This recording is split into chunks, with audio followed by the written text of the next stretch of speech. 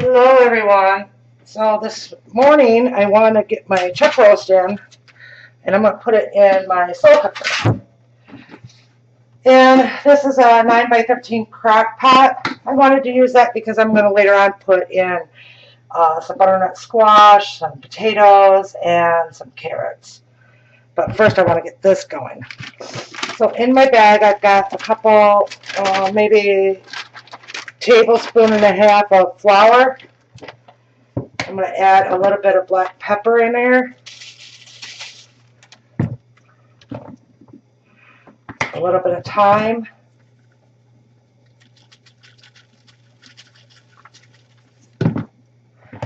a little bit of parsley,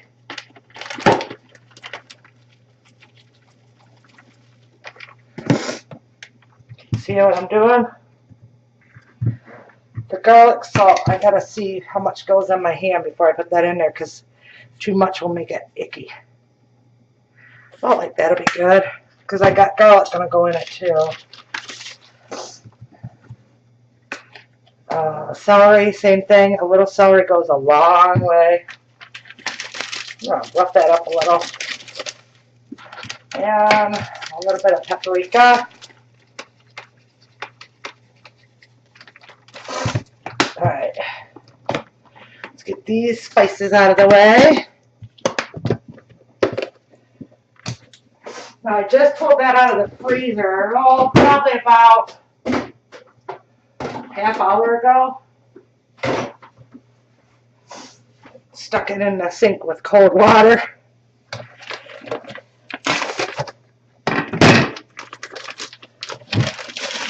So I made sure my crock pot was clean. I always do. Even though I put it away clean, I re-clean it. I always do that with my pans.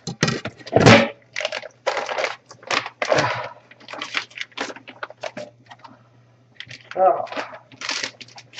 Get in there. Ew, the plastic was there. Alright. Get that over there for a second.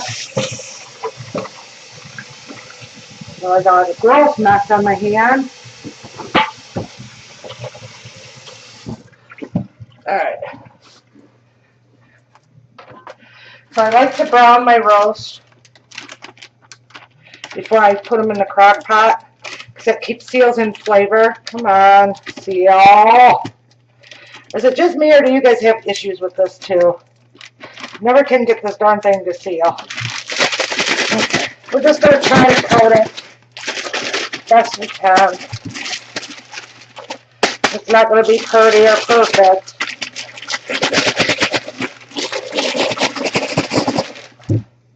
Now, the crock pot, I always like to spray, and I got this on high right now.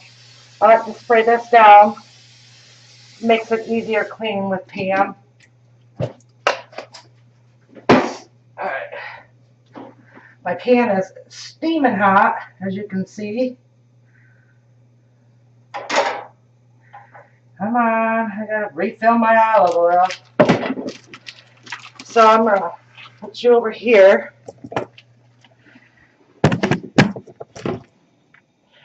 So you can see, we're just gonna brown this. That's it.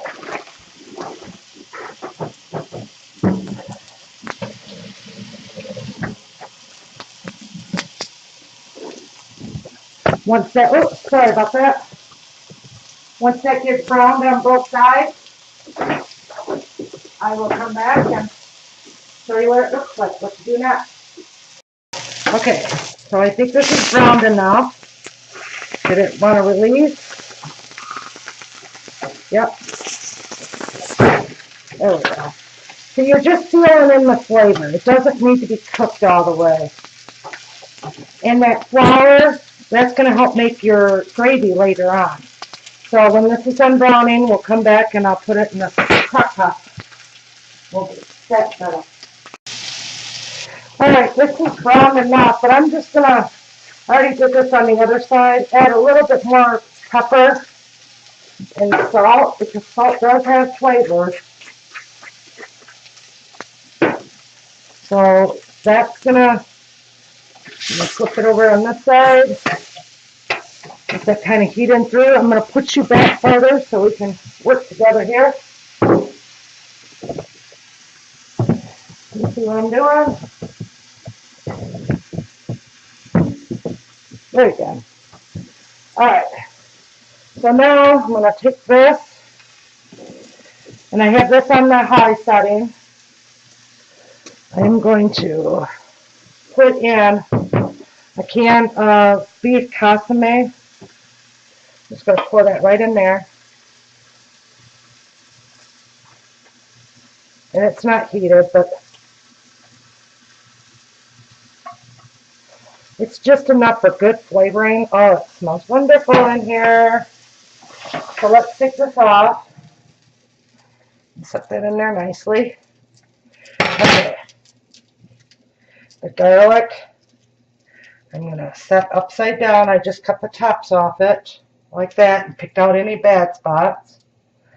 This one I'll tuck in over here. I'm going to throw these onions right on there on the pan. Just give them a little bit of color. And it don't look like we need to add much water. But I have my dehydrated tomatoes. Tomato and beef and tomatoes are good friends. So I'm just going to add a couple on the top for flavoring. Maybe one more. And it really does add really good flavor to that. And then that's going to be it. Just the onion. Let me grab my spatula. Alright. This I'm going to add a little bit of water to the pan to glaze it a little. So I want all that flavoring from that roast on there. You see what I'm doing? Barely, but you can see.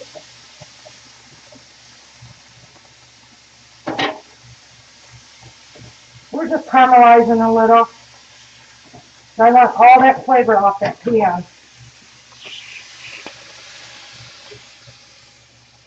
Then we'll spread that right over the top.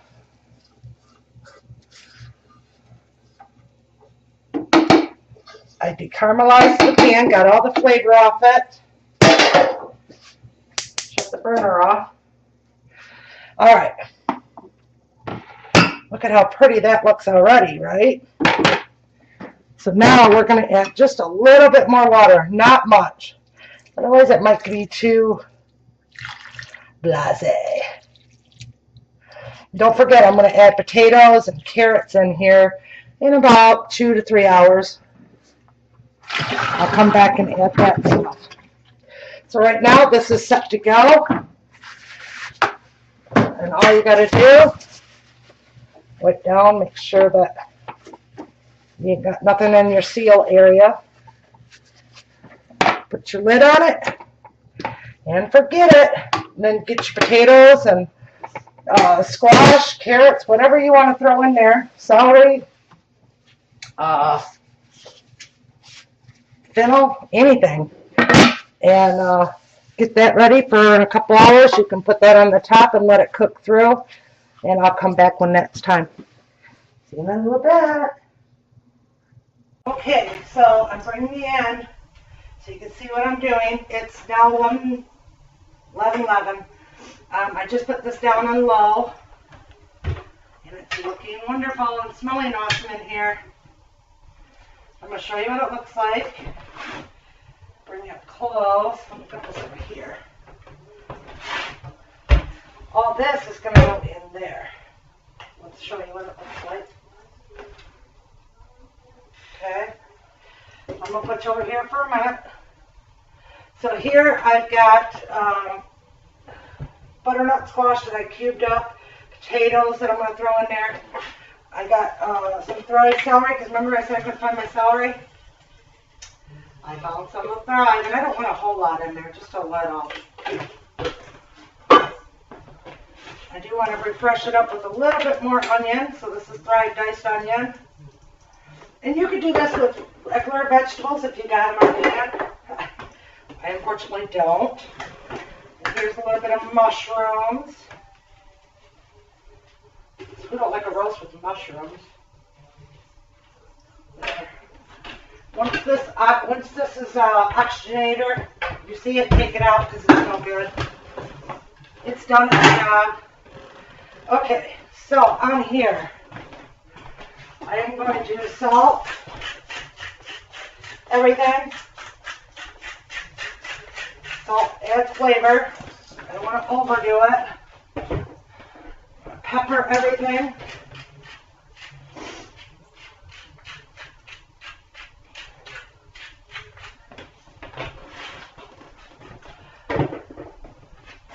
And I'm going to add some of my seasoning blends from Thrive, freeze-dried herbs. Sprinkle that all over that.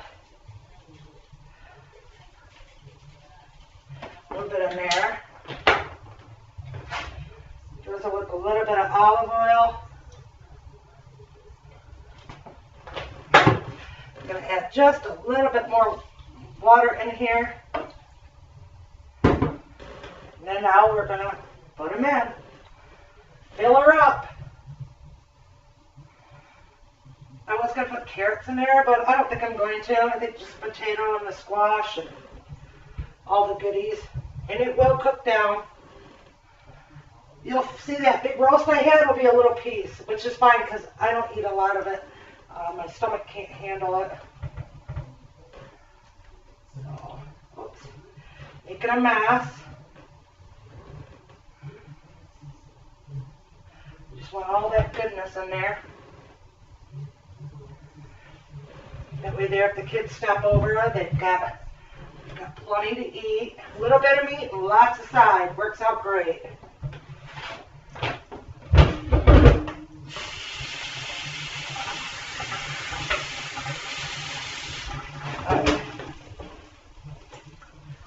See how that looks now? Yum! I'll put the lid back on it and let it slow cook till it's done. Probably about 2, 3 o'clock. It'll be all nice and ready. So I'll come back when it's ready.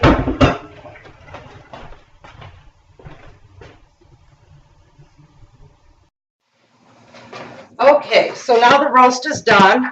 What I've done is I took the roast out. I strained everything. Here's the potatoes and the squash. I'm going to put the lid on that. And we're giving this to our son. They're moving today, so we're going to pack them up a bag of goodies to go.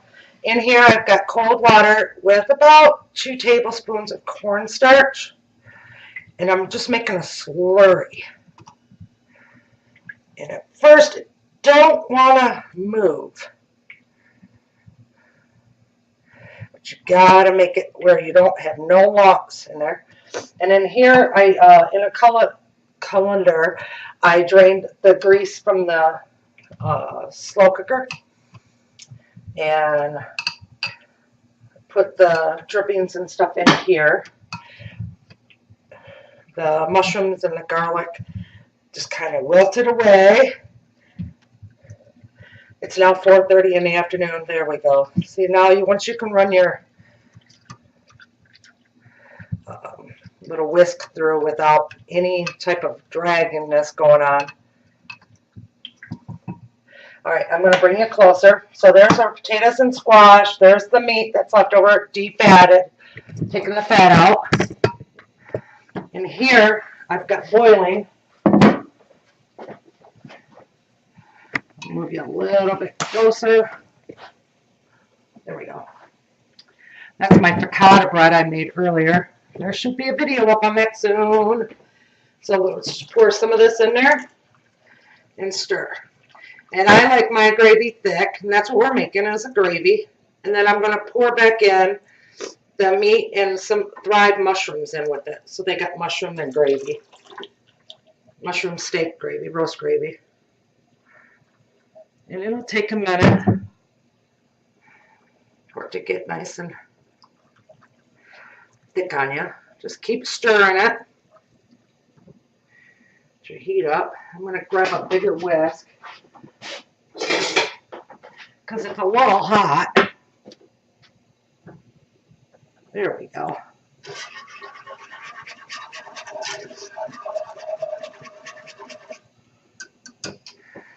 Let it go. Let it do its job. And this is making gravy. That's what we're doing. A lot of people don't know how to make gravy. And this is, it won't have clumps in your gravy if you use the coleslaw, cornstarch slurry. You know, and make sure there's no lumps in it, like I showed you at the beginning. Nice and shiny.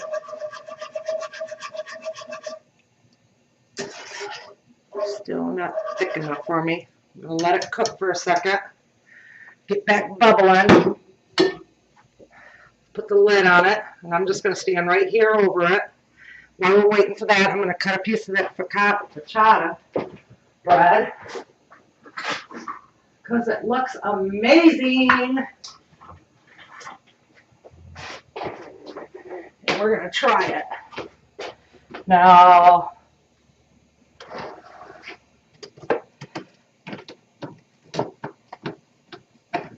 this has got all the yumminess in it that we want. It's got tomatoes and olives, rosemary, bacon.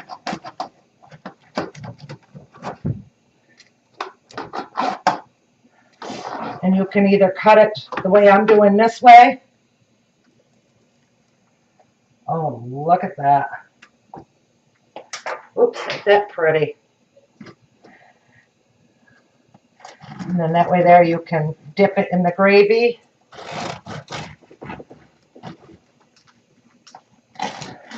Or if you're making a sandwich, you could cut it the other way in half and cut your sandwich that way. Oh, this is yummy. Mmm. Okay, we're starting to just get bubbles going. Bob, would you like to try a piece of this bread? It's going to take a few more minutes. I'll come right back once it's at a boil. Okay, she's at a nice boil now.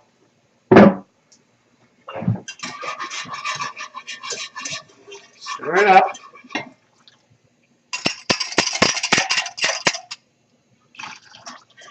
A little bit more cornstarch water. You might have to let it boil again. Just do this until you get your right consistency. See, now it's thickening up nice for me. This piccata bread is wonderful. You'll have to watch that video because it's scrumptious. Look at how pretty that's setting up nice and thick. I'm going to add the rest of this.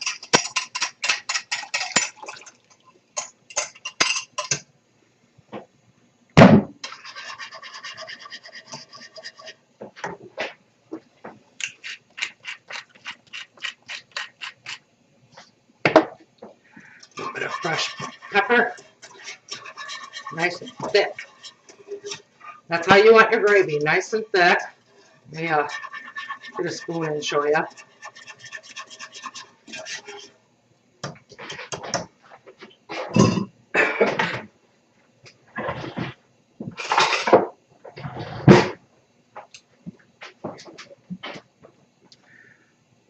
See? It's going to thicken up some more once it cools down a little. How nice and thick that is. Yum! Alright. Gotta move, Willie. Now I'm going to add some because it doesn't take much to refresh the fried mushrooms. I'm going to add a couple handfuls of those in. Stir those about. Now I have mushroom gravy. And then I'm going to pour the roast back in. Yum. Then they can have it over the potatoes or just like this. As always, I'd like to thank you for watching and big hugs from my pantry to yours. Bye.